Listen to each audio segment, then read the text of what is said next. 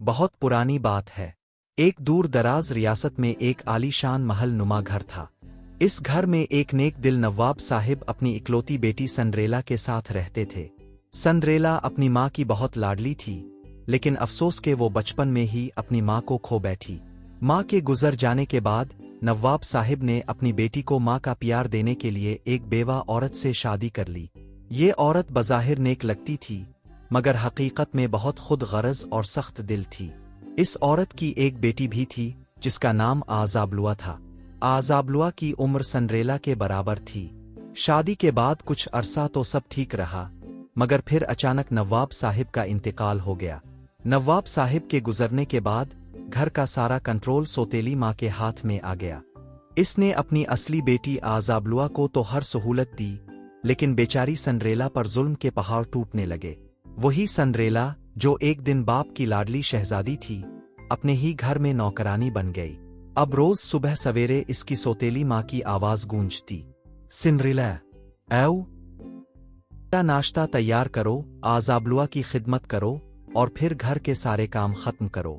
Cinderella خاموشی سے سب کچھ برداشت کرتی۔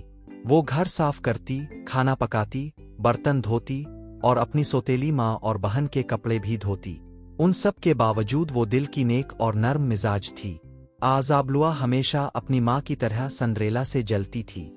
وہ خوبصورت تھی، لیکن سنڈریلا کی سادگی اور معصومیت میں ایک خاص کشش تھی، جسے دیکھ کر آزابلوا کے دل میں حسد بھڑکتا۔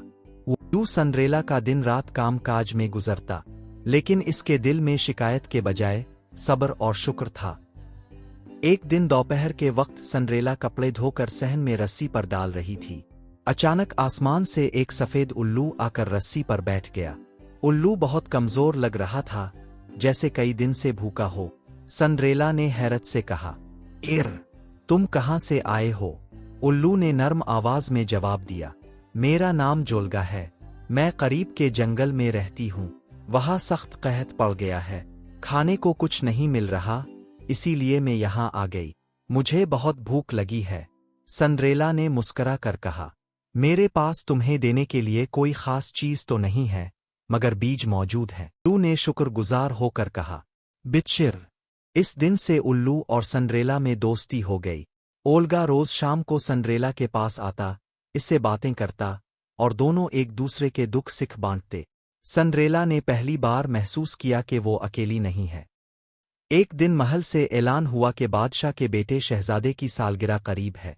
اس موقع پر ایک عظیم الشان دعوت رکھی جائے گی، جس میں ریاست کی ہر معزز لڑکی کو بلایا جائے گا۔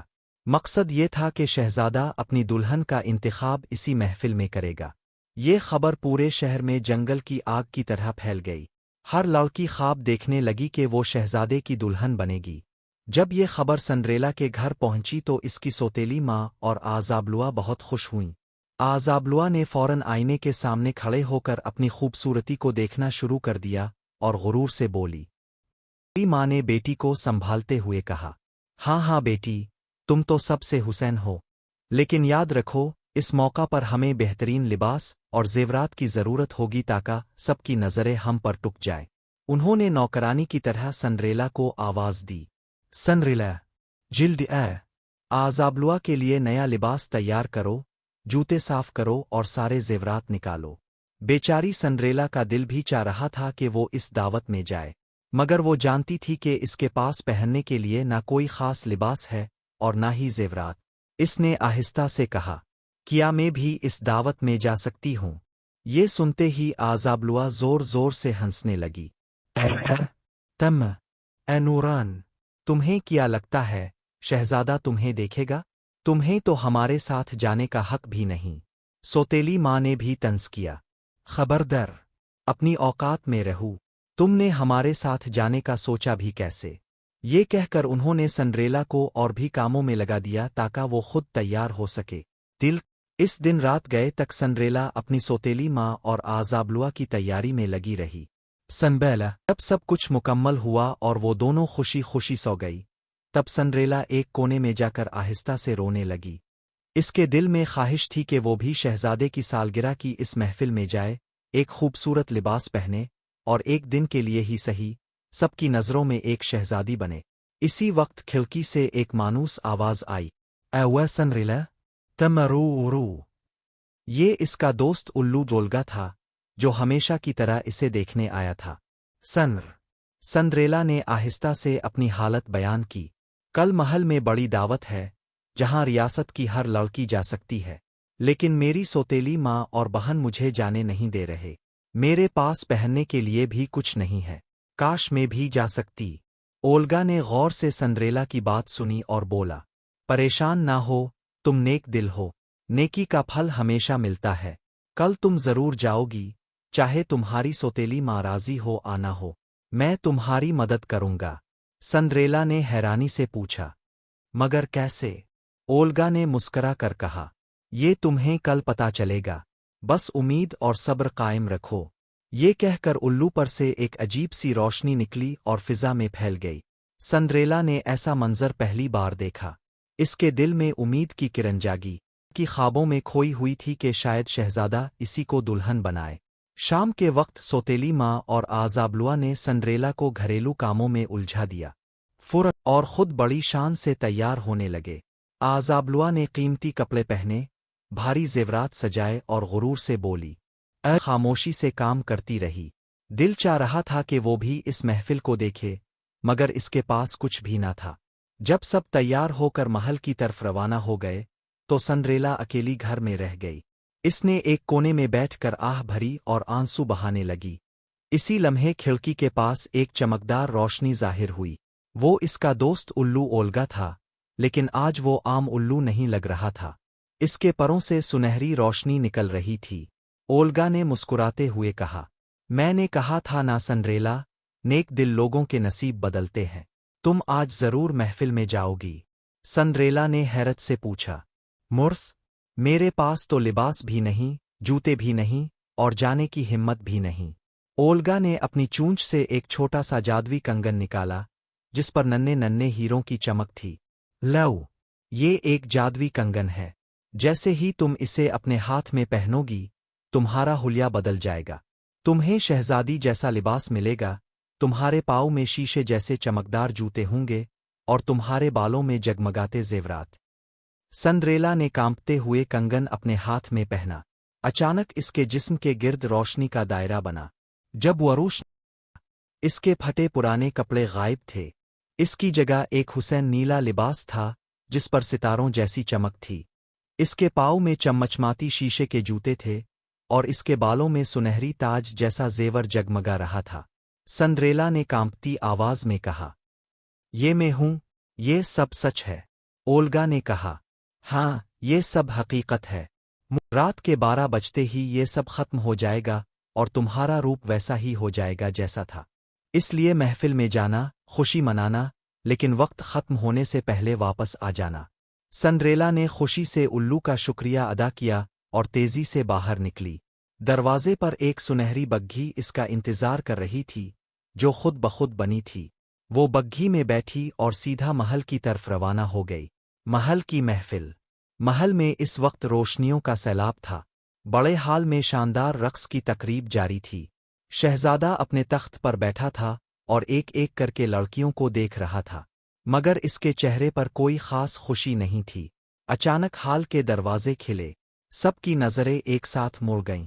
वह सिमरिलत, इसका लिबास, इसके जूते, इसकी चमकदार मुस्कराहट, सबको हैरान कर गए।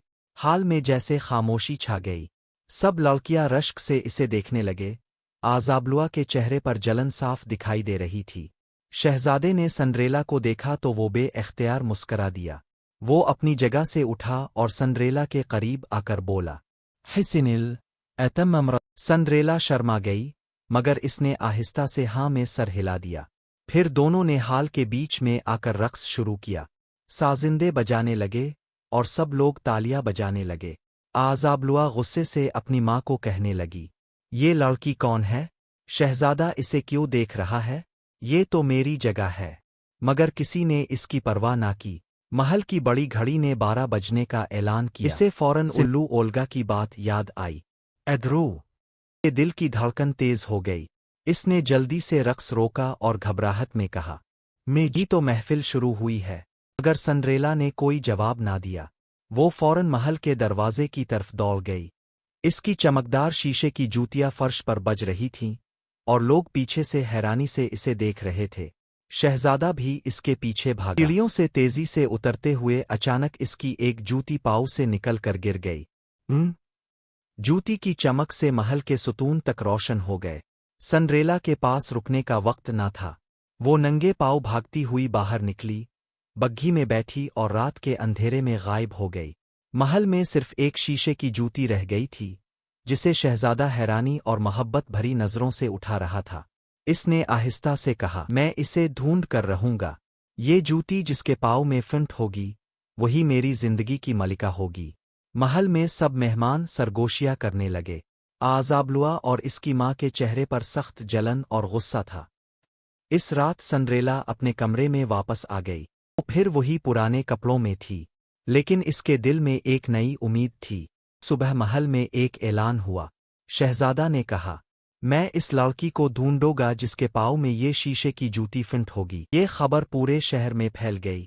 हर घर की लड़कियां खुशी खुशी अपने पाँव आजमाने लगे। सबको यकीन था कि शहजादा उन्हें मुंतखब करेगा। महल के सिपाही और वजीर शीशे की जूती लेकर हर गांव, हर घर जा रहे थे। जहां भी कोई लड़की पाई जाती, वो जूती पहनने की कोशिश करती, मगर किसी के पाँव में वो फुट न हुई।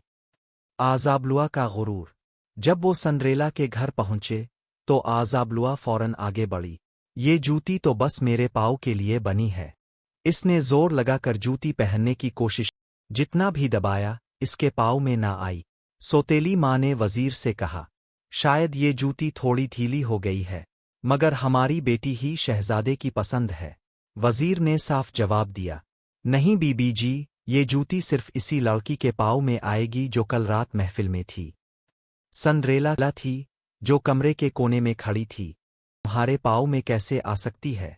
लेकिन वजीर ने कहा, हर लड़की को मौका मिलना चाहिए। सनरेला आहिस्ता से आगे बढ़ी, बैठ गई और पाँव आगे किया। जूती जैसे ही पहनाई गई, वो बिल्कुल फुट हो गई, जैसे इसी के लिए बनी हो। कमरे में खामोशी छा गई। सब हैरानी से इसे देखने लगे। इसी लम्हे उल्लू ओल्गा खिड़की पर आकर खुशी से बोल उठा, डै, मैंने कहा था नेकी कभी ज़ाय नहीं जाती। सौतेली माँ और आज़ाबलुआ हसरत भरी नज़रों से देखते रह गए, लेकिन सनरेला ने अपनी नेकी दिखाते हुए उनके लिए दिल में कोई बुरा ना रखा। यूं सनरेला की जिंदगी हमेशा के लिए बदल गई। वो एक नेक दिल शहजादी बन गई और हमेशा खुश रही।